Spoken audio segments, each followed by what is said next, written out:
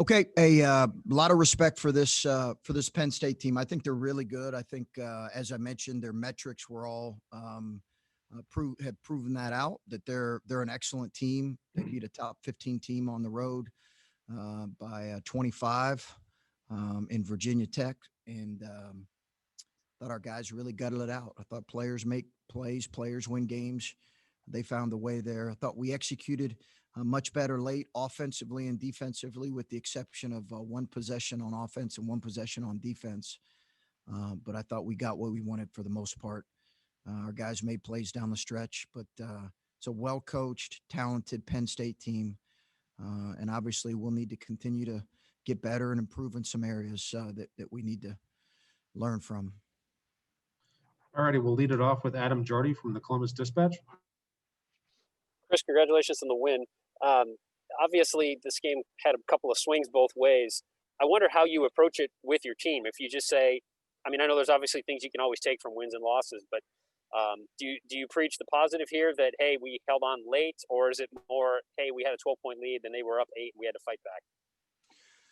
Yeah, no, Adam, I think you emphasize our execution late and their playmaking on offense and defense late. We'll clean up some things and address some things in film the next day.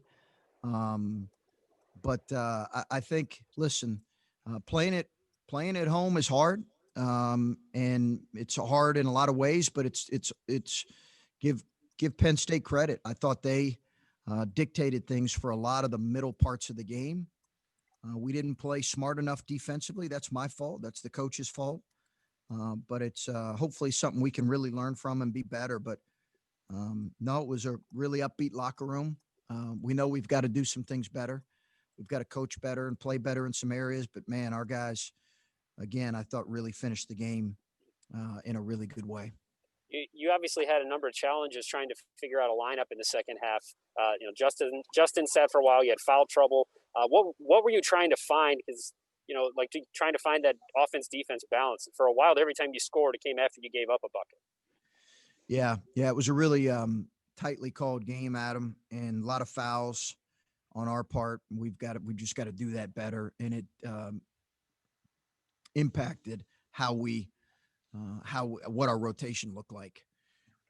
And we had some odd rotations out there. I think in general, we just weren't connected enough defensively tonight, and some of that had to do with the fact that, listen, we still have a lot of new guys that we're implementing into our rotation, and we have some errors defensively and offensively for that matter. We just do. So I think we're still working through some of that stuff. When we can have a consistent lineup of kind of older returning guys, at times we look a little smoother, but it was a little bit disjointed tonight with that.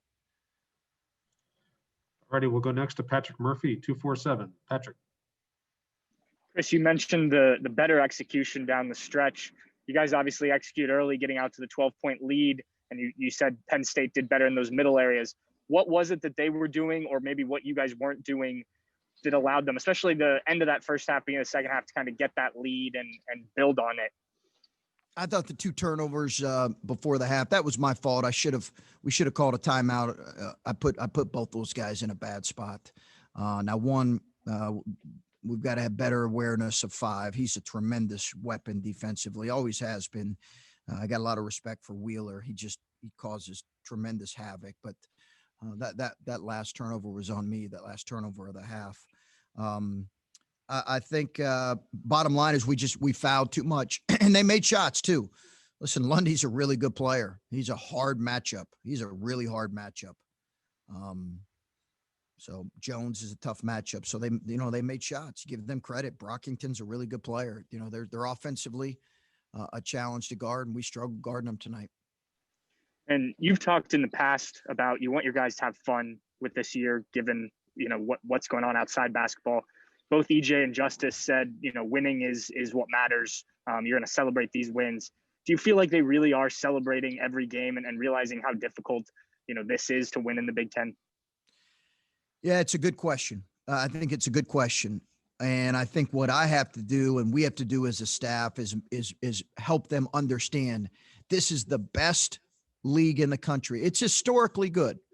So there should never be a night where you don't celebrate finishing a game like we did and winning it against a quality opponent. Now, it's the coach's job to figure out how we got to do things better, and we'll do that, and we'll move forward. We'll have a great film session when we practice on Thursday.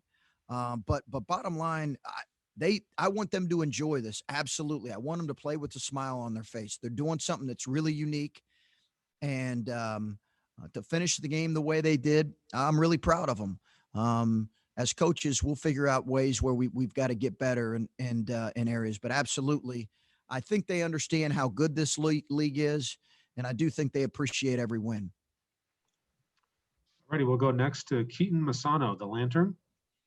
Hey, Coach. A lot of the conversation early on in the year was about Justice Suing kind of progressing through the Big Ten slate and the physicality that he was going to face that he didn't get in the Pac-12. And tonight did a lot of the dirty work tonight, 2 blocks, 5 steals, 10 rebounds. Just kind of what did you see from him and maybe how he's progressed throughout the season? I'm just really proud of him. I'm just really proud of Justice, the way he's gotten better and improved and continuing to improve. And that doesn't happen if you're not committed to getting better and committed to working. Justice Suing's a tremendous person. He's a really good athlete. We knew his adjustment was going to be a one that was going to take time. He's going to continue to go through ups and downs, getting used to the best league in the country. That's defensively by far the best league in the country. I'm really proud of him. I'm really proud of him. He made big plays tonight. As you mentioned, 4 steals in the first half. And his activity across the game was really important for us. And then down the stretch of the game, when you're in the huddle and the lead's starting to slip away and you guys start building a deficit, is the huddle more of a coach-led huddle? Are there players speaking up? Just kind of what kind of team do you have when adversity starts to strike? No, we had a lot of guys talking in the huddle. Yeah, we had our leaders talking in the huddle. It's listen, I told them you get to late January, February, it's their team. It's their team, and it's their team every day in practice. And obviously we'll take we'll direct them in terms of how we want to compete every day in practice. But in those moments, you want to hear players' voices, and we heard them. All righty, we'll go next to Brendan Gulick, Buckeyes Now on SI. Coach, you told us, I believe it was yesterday, one of the things you've been really focused on is your transition defense. I know you gave up lots of points off turnovers tonight, but not necessarily all of them in transition. How did you feel about your transition defense tonight?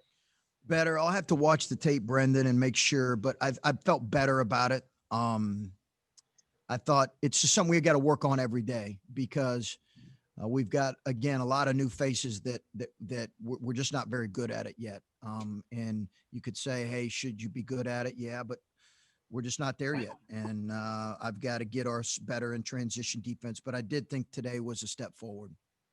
And then it felt like there was an awfully big emphasis on trying to get the ball into the paint tonight. EJ played really well on the key. Zed Key played really, really well on the paint tonight.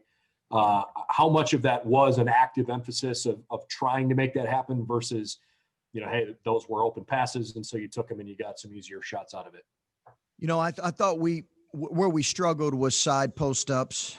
We got it there, but we weren't very efficient when we got it there because their post traps bothered us. But I agree with you. I thought Zed was terrific in early post ups. It's something we work on every day.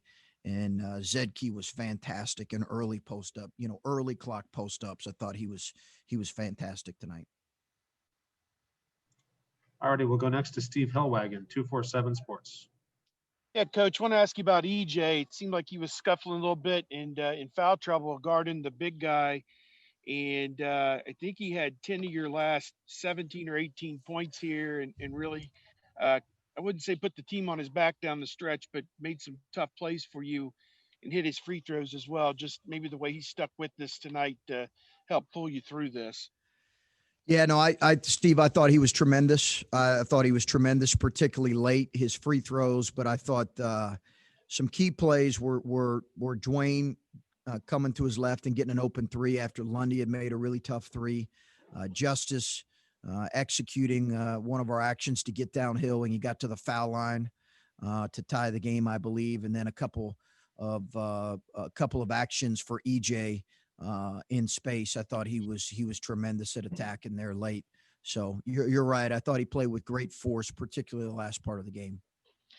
You had a lot of good and maybe not so much good with Dwayne. Just you have to live with that, I suppose. But 2 games in a row, he's really struggled with his shooting. I assume you're just going to ride this out and assume what he showed you the previous 5 or 6 games is coming back soon.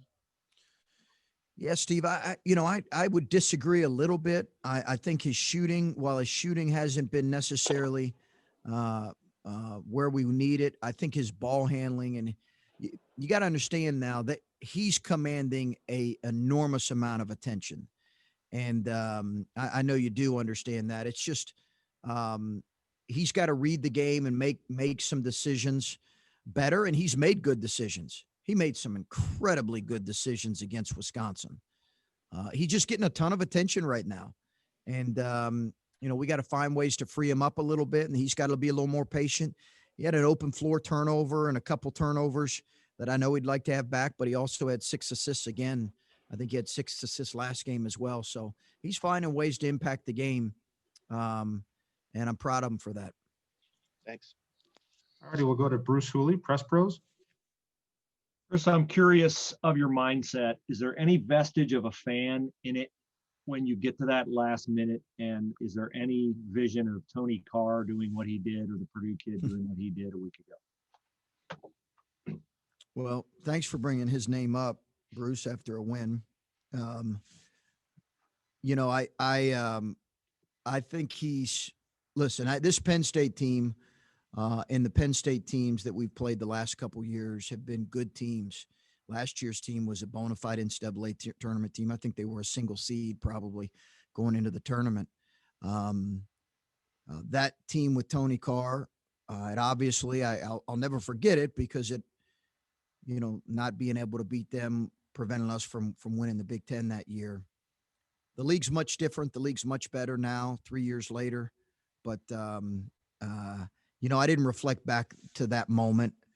They have a lot of shot makers. So you're really dialed in on those shot makers. I didn't once think about the Tony Carr 3 that was hit here a few years ago. You obviously want to play Kyle and EJ together. We all get that. But it looked like Lundy is a difficult matchup given their other big, and Kyle has to guard a guy that maybe, and ideally you would not want Kyle to have to guard a guy like that. Yeah, he can guard him better, Bruce. I really believe that he can guard him better, and he did at times, but he had too many clean looks, and that wasn't just on Kyle. It was on a number of guys.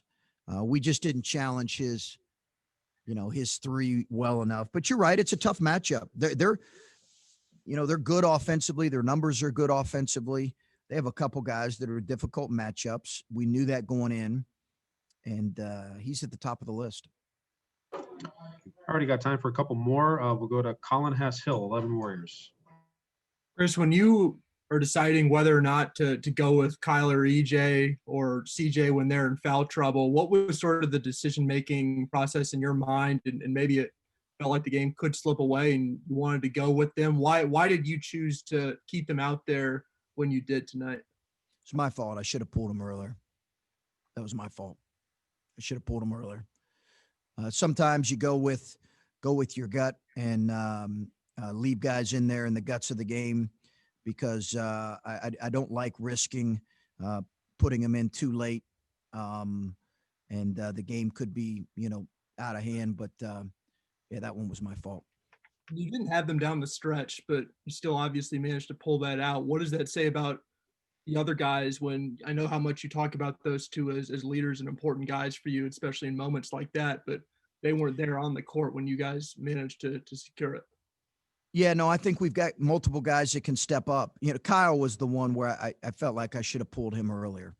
That's the one. I felt like I was fine with leaving CJ out there because I felt like we had more ball handling that we had a good replacement for him, but I think we needed Kyle's energy and defense. So that one again was my fault. I think again we've got some depth behind some guys.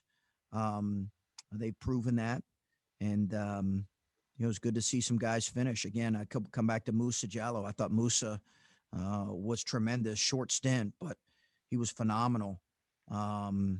He just really made it difficult for Lundy late. All righty, we'll wrap it up with Adam Jardy, Columbus Dispatch. Chris, as you were going through the second half there and looking maybe for some offense in a few moments, Justin only had one shot in the second half. And I know he played the same amount first half, second half, but what was the challenge of maybe trying to get him open? I know teams are paying more attention to him, but did you see Penn State make some sort of defensive adjustment where they weren't letting him get open, or what did you see from Justin in the second half?